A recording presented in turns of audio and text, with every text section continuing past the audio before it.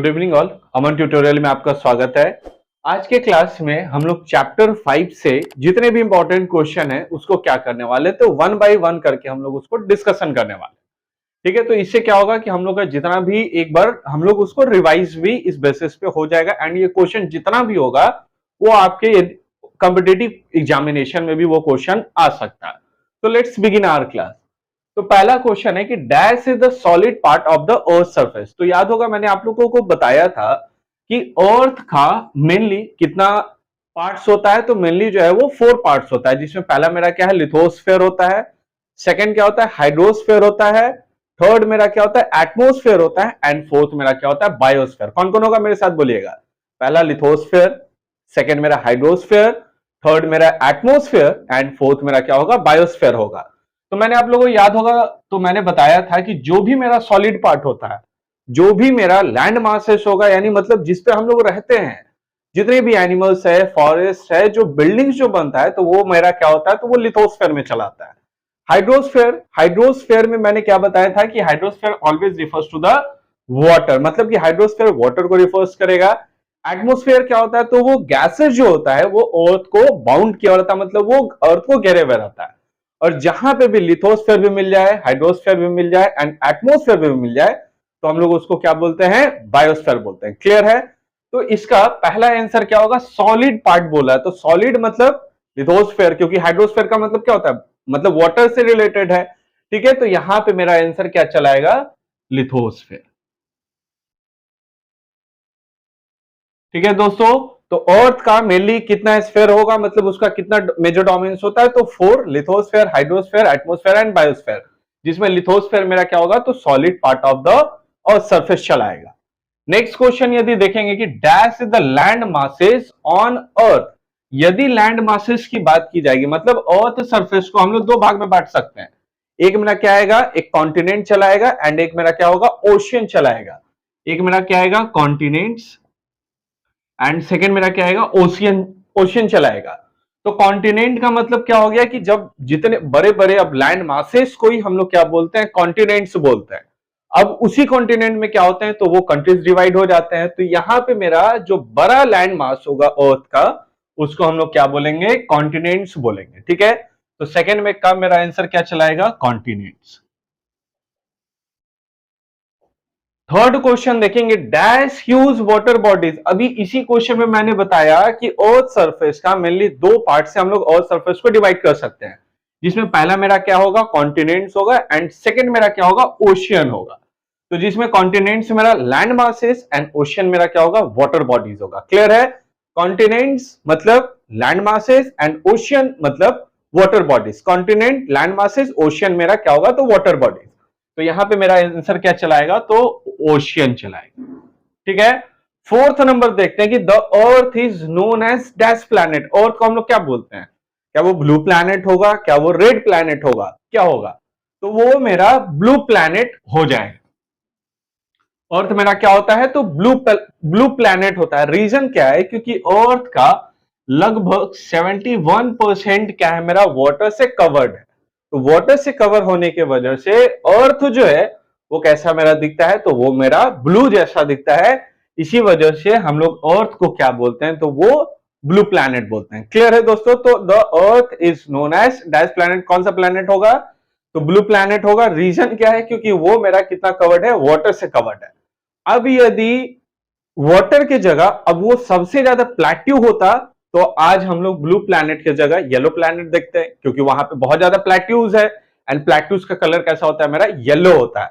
जितने भी माउंटेन्स होंगे तो उसका कलर मेरा क्या होगा, तो मेरा उसका ब्राउन होगा एंड प्लेन्स का कलर ये मेरे पर्दे के जैसा होगा। तो पर्दा का मेरा कलर कैसा है, तो ये मेरा ग्रीन है, तो प्लेन्स का भी कलर मेरा क्या हो जाएगा, तो वो मेरा ग्रीन में चला आएगा। समझ में आया। तो अर्थ को ब्लू प्लैनेट क्यों बोलते हैं। नेक्स्ट क्वेश्चन है कि dash and dash first man to Mount Everest. First man to climb Mount Everest, मतलब कि वो पहले कौन से दो ऐसे आदमी थे जिन्होंने माउंट एवरेस्ट पे पहली चढ़ाई की थी। तो जिसमें पहला था मेरा एक एडमंड हिलेरी थे। एडमंड हिलेरी साहब थे, जो कि कहां के रहने वाले थे, तो ये मेरे न्यूजीलैंड के रहने वाले थे। और इन्हीं के एक पार्टनर थे जो कि अपना भारत महान जो है उसी देश के रहने वाले थे और वो कौन थे? Tenzing Norgay Sherpa.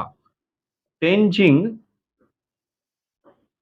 Norgay Norway sorry Tenzing Norway Sherpa कौन थे मेरे? तो पहला मेरा Edmund Hillary, and Edmund Hillary belongs from New Zealand.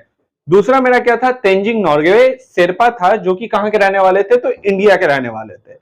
यही दोनों पहले व्यक्ति थे जो माउंट एवरेस्ट पे कब चढ़े। तो क्वेश्चन ये भी आ सकता है कि when where Edmund Hillary and Tenzing Norgay Sherpa climb to the Mount Everest. So when they were climb to the Mount Everest, तो 29 मई 1953। तो मतलब 29 मई 1953 ईस्वी को दो व्यक्ति, और ये दोनों व्यक्ति कौन थे मेरे? एडमंड हिलेरी और तेंजिंग नॉर्गे शेरपा जो है वो माउंट एवरेस्ट पे चढ़ने वाले आदमी थे। ठीक है, मैं महिलाओं के बारे में नहीं बात कर रहा हूं, आदमी के बारे में। तो 29 मई 1953 को दो व्यक्ति जिन्होंने माउंट एवरेस्ट पे चढ़ा, एंड माउंट एवरेस्ट का लेंथ मेरा कितना? 8,848 मीटर। तो वो कब चढ़े थे? तो वो मेरा 29 मई को, और वो दोनों व्यक्ति कौन थे? तेंजिंग नॉर्गे शेरपा, जो कि इंडिया के रहने वाले थे, एंड एडमंड हिलेरी, जो कि कहां के रहने वाले थे? न्यूजीलैंड के रहने वाले थे। तो ये दोनों जो है वो माउंट एवरेस्ट पे चढ़े थे। क्लियर है? कब चढ़े? 29 मई 1953 को, मतलब 29 मई 1953 को। और कौन कौन थे? तो Edmund Hillary and Tenzing Norgay Sherpa थे। सेकंड नेक्स्ट क्वेश्चन देखते हैं कि dash was first lady that climb to Mount Everest. मतलब महिलाओं की बात की जाए, अब तो यहां हम लोग पुरुषों की बात कर ली, अब शारीरिक रूप से तो वो कमजोर महिलाएं नहीं होती हैं। अब पुरुष भी चढ़े तो महिलाएं भी तो चढ़ेंगे। तो फर्स्ट लेडी कौन थी? तो फर्स्ट लेडी मेरी जुनको तबाई थी। कौन थी? जुनको तबई। जुनको तबई, जो कि कहां की रहने वाली थी? तो वो जापान की रहने वाली थी। जुनको तबई कहां की रहने वाली? जापान। एडमंड हिलेरी कहां के रहने वाले? न्यूजीलैंड। तेंजिंग नॉर्गे शेरपा कहां के रहने वाले? तो वो इंडिया के। तो जुनको तबई जो कि जापान की रहने वाली थी, उसने 16 मई 1953 को, कब? 16 मई 1953 को कहां चढ़े? तो वो माउंट एवरेस्ट पे चढ़ने वाली पहली महिला थी। ठीक है, तो पहले यदि मेन की बात की जाए तो Edmund Hillary and Tenzing Norgay Sherpa 29 मई 1953। सेकंड जुनको तेबई, पहली महिला जो 16 मई 1953 को माउंट एवरेस्ट पे चढ़ी। क्लियर है? नेक्स्ट क्वेश्चन है कि dash was first Indian to climb Mount Everest. मतलब भारत की कौन सी ऐसी पहली महिला थी जिन्होंने माउंट एवरेस्ट पे चढ़ा, और वो कौन थी? बछेंद्री पाल। कौन थी वो मेरी? तो वो बछेंद्री पाल थी। बछेंद्री पाल कौन थी प्यारे दोस्तों? तो वो मेरी बछेंद्री पाल थी, जो कब चढ़ी? तो वो चढ़ी 24 मई 1984। क्लियर है दोस्तों? तो यदि मेन की बात की जाए तो पहले कौन से ऐसे दो मैन थे जिन्होंने जो है वो माउंट एवरेस्ट पे चढ़ा? तो एडमंड हिलेरी, तेंजिंग नॉर्गे शेरपा कब चढ़े? तो 29 मई 1953 को। नेक्स्ट है कि कौन सी ऐसी पहली महिला थी जिन्होंने माउंट एवरेस्ट पे चढ़ाई की? तो वो मेरा कौन है? ये जुनको तेबाई, जो कि कहां की रहने वाली थी? जापान की रहने वाली थी। और कब चढ़ी? 16 मई 1953। क्वेश्चन इस टाइप से आ जाएगा कि who were the first Indian women and world's 5 rank of 5th women that climb to the Mount Everest. मतलब भारत की पहली कौन ऐसी महिला जो विश्व की 5वीं थी जिसने माउंट एवरेस्ट पे चढ़ाई की? तो वो कौन थी? बछेंद्री पाल थी। तो बछेंद्री पाल कब चढ़ी? तो 24 मई 1984 को। क्लियर है? तो पहला क्वेश्चन था solid part of the earth surface. Solid मतलब कि जो ठोस हो, जो क्रस्ट पे हो, तो वो मेरा क्या आएगा? लिथोस्फेयर आएगा। नेक्स्ट क्वेश्चन था कि मेजर लैंड मासेस किसको बोलते हैं हम लोग? तो मेजर लैंड मासेस मेरा कॉन्टिनेंट्स आएगा। ह्यूज वाटर बॉडीज की बात की जाएगी तो ह्यूज वाटर बॉडीज मेरा क्या आएगा? ओशियन आएगा। फिर क्या है? अर्थ को हम लोग कौन सा प्लैनेट बोलते हैं? तो अर्थ को ब्लू प्लैनेट बोलते हैं। रीजन क्या है? क्योंकि 71% of the earth surface is covered with water, that's why we can say that earth is a blue planet, right? Next question is that dash and dash were first man to climb the Mount Everest. So we can see that Edmund Hillary and Tenzing Norgay Sherpa were the first man to climb the Mount Everest, and when they were climb, so they were climb on 29th May 1953. Next question है कि dash was first lady to climb Mount Everest, पहली महिला तो जुनको तेबाई। जुनको तेबाई कहां की रहने वाली, जापान की। कब चढ़ी, 16 मई 1953। फिर नेक्स्ट है बछेंद्री पाल ने कब चढ़ा, तो वो मेरा 29 मई 24 मई 1984 को। तो ये तीनों मई में ही चढ़े हैं, एक 29, एक 16 और एक 24। क्लियर है। अब हम लोग नेक्स्ट क्वेश्चन देखते हैं। नेक्स्ट क्वेश्चन देखते हैं हम लोग कि there are dash major continents. तो कॉन्टिनेंट्स क्या हो गया मेरा, लार्ज लैंड मासेस हुआ। एंड कॉन्टिनेंट्स का नंबर्स की बात की जाए तो there are mainly 7 continents of, मतलब कि टोटल कितना कॉन्टिनेंट होता है, तो 7 होता है। कौन कौन होगा मेरा, एशिया होगा, अफ्रीका होगा, north America, south America, Europe, Antarctica and मेरा क्या होगा, ऑस्ट्रेलिया होगा। तो टोटल कितना कॉन्टिनेंट्स होता है मेरा, 7 होगा। तो यहां पे मेरा क्या आ जाएगा आंसर, 7। क्लियर है दोस्तों। तो कॉन्टिनेंट्स की यदि बात की जाए तो how many numbers of continents, so there are mainly 7 continents of the world भी बोल सकते हैं या फिर अर्थ सरफेस भी बोल सकते हैं।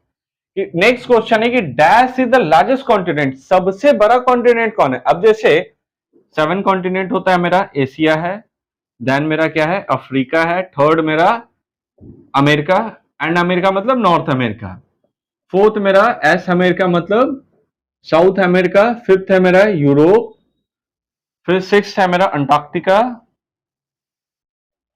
एंड लास्ट मेरा क्या है, ऑस्ट्रेलिया है। क्लियर है दोस्तों। तो टोटल कितना कॉन्टिनेंट है, मेजर कॉन्टिनेंट्स मेरा 7 कॉन्टिनेंट है।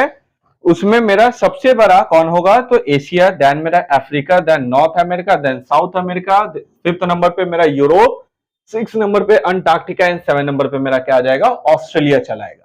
तो यहां पे आंसर मेरा क्या आएगा, तो वो मेरा एशिया आएगा कि ऑस्ट्रेलिया आएगा, बिल्कुल एशिया आएगा। रीजन क्या है, क्योंकि एशिया जो है वो सबसे बड़ा कॉन्टिनेंट्स के रूप में हम लोग इसको देख सकते हैं। तो यहां पे मेरा एशिया चला आएगा। नेक्स्ट क्वेश्चन है कि डैश ऑफ कैंसर, कैंसर मतलब वो वाला कैंसर नहीं, बीमारी वाला नहीं, dash of cancer passes through Asian continent, मतलब वो कौन सा लैटिट्यूड्स है जो एशियन कॉन्टिनेंट्स के जो है वो पास हो रहा है। ठीक है, तो वो कौन सा कॉन्टिनेंट होगा, तो वो मेरा क्या हो जाएगा, तो एशिया हो जाएगा। क्लियर है। एशिया से ही जो है वो मेरा ट्रॉपिक ऑफ कैंसर जो है वो पास जो है वो मेरा हो जाता है। तो यहां पे मेरा क्या आएगा, एशिया, एशिया से ही ये सॉरी यहां पे ट्रॉपिक ऑफ कैंसर होगा। Tropic of cancer passes through Asian continent, मतलब ट्रॉपिक ऑफ कैंसर जो है वो कर्क रेखा जो है वो एशियन कॉन्टिनेंट से जो है वो मेरा क्या होता है, तो पास होता है। नेक्स्ट क्वेश्चन है कि dash mountain separate Europe and Asia, मतलब कि यदि मेरा मान के चलिए एशिया, इधर मेरा यूरोप, ये कौन सा माउंटेन है जो इन दोनों को मेरा क्या करता है, तो अलग करता है, तो वो मेरा माउंटेन होगा यूरल माउंटेन। क्या होगा, यूरल। यूरल जो ही है यूरोप और एशिया को दोनों को जो है वो अलग अलग करता है। ठीक है, यदि ये नहीं रहता तो ये दोनों जो है वो एक मेरा कंबाइंड लैंड मासेस हो जाएगा। तो यहां पे मेरा आंसर क्या आएगा, Ural. Ural mountain separate Europe and Asia. Ural mountain ही क्या कर रहा है, तो एशिया और यूरोप को जो है वो अलग अलग कर रहा है।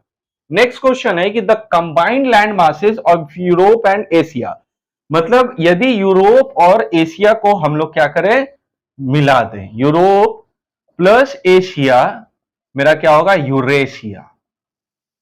क्या होगा, यूरेशिया। तो जहां भी यूरेशिया मिल जाए तो इसका मतलब क्या है कि it is a combined form of Europe and Asia. ठीक है, यूरेशिया मतलब Europe plus Asia is equal to Eurasia. अब जैसे हिंदी में भी आप लोग समाज के बारे में पढ़ते होंगे, तो समाज क्या होता है, तो जो दो पद से मिल रहा है और उसके अर्थ में क्या हो रहा है, तो वो परिवर्तन ला रहा है, एक नया विकार ला रहा है, तो उसी को हम लोग समास बोलते हैं। तो सेम चीज इसको भी आप लोग समझ सकते हैं कि ये एक मेरा एक अलग पद है, ये एक अलग पद है और ये एक नया वर्ड फॉर्म आ गया है, तो ये मेरा क्या चलाएगा, तो ये यूरेशिया चलाएगा। यूरेशिया क्या होता है, तो it is a combined form of Europe and Asia. तो यहां पे मेरा आंसर क्या आएगा, यूरेशिया। क्लियर है। नेक्स्ट क्वेश्चन है कि dash is the second largest continent, कौन जो है, जैसे एशिया तो सबसे बड़ा हो गया, देन सेकंड लार्जेस्ट कॉन्टिनेंट की बात की जाए तो वो क्या होगा, मेरा अफ्रीका होगा। क्या होगा, अफ्रीका जो है वो मेरा सेकेंड लार्जेस्ट कॉन्टिनेंट के रूप में देखते हैं। ठीक है, नेक्स्ट क्वेश्चन देखते हैं कि dash desert and dash river found in dash continent, मतलब कौन सा डिजर्ट और कौन सी नदी किस कॉन्टिनेंट में पाई जाती है। तो यहां पे मेरा क्या आएगा आंसर, सहारा डिजर्ट। ठीक है, सहारा डिजर्ट और नाइल रिवर। नाइल रिवर जो है वो किस कॉन्टिनेंट में पाया जाएगा, तो ये मेरा अफ्रीकन कॉन्टिनेंट में। ठीक है दोस्तों, तो सहारा डिजर्ट और नाइल रिवर, ये क्वेश्चन बहुत बार आता है। ठीक है, कि सहारा डिजर्ट जो है वो किस कॉन्टिनेंट में पाया जाएगा, तो सहारा डिजर्ट मेरा क्या होगा, तो वो मेरा अफ्रीकन कॉन्टिनेंट में पाया जाएगा। एंड नाइल रिवर मेरा किस कॉन्टिनेंट में पाया जाएगा, तो नाइल रिवर भी मेरा जो है वो अफ्रीकन कॉन्टिनेंट में पाया जाएगा। इसके अलावा नाइल रिवर के बारे में बोला जाता है कि ये सबसे लॉन्गेस्ट रिवर है। क्वेश्चन इस टाइप से भी दे सकता है कि which is the longest river of the world, तो आंसर मेरा क्या आएगा, Nile river. And Nile river found in which continent, so simply we can say that African continent, and Africa is the second largest continent that equator, Tropic of Cancer, Tropic of Capricorn passes through the African continent। Clear है दोस्तों, तो Sahara desert और Nile river किस continent में पाया जाएगा, तो वो मेरा कॉन्टिनेंट हो जाएगा अफ्रीकन कॉन्टिनेंट हो जाएगा। ठीक है, तो आज बेसिकली हम लोग लगभग 14 क्वेश्चन हम लोगों ने डिस्कशन कर लिया था। फ्रॉम स्टार्टिंग एक्सरसाइज से लेकर हम लोगों ने अभी तक एशिया और अफ्रीका तक में देख ली है। ठीक है, अब के क्लास में हम लोग क्या करेंगे, तो जितने भी कॉन्टिनेंट्स बचे हैं प्लस ओशियन से बचे हैं, तो वो सारा हम लोग एक क्लास और लगेगा, और उसमें हम लोग जो है वो पूरा अपने ये क्वेश्चन आया जो है वो इंपॉर्टेंट क्वेश्चन है, वो हम लोगों का कंप्लीट हो जाएगा। ठीक है, so thank you so much, have a wonderful time, have a wonderful day. और वीडियो अच्छा लगे then please like, subscribe and share my channel. So thank you so much.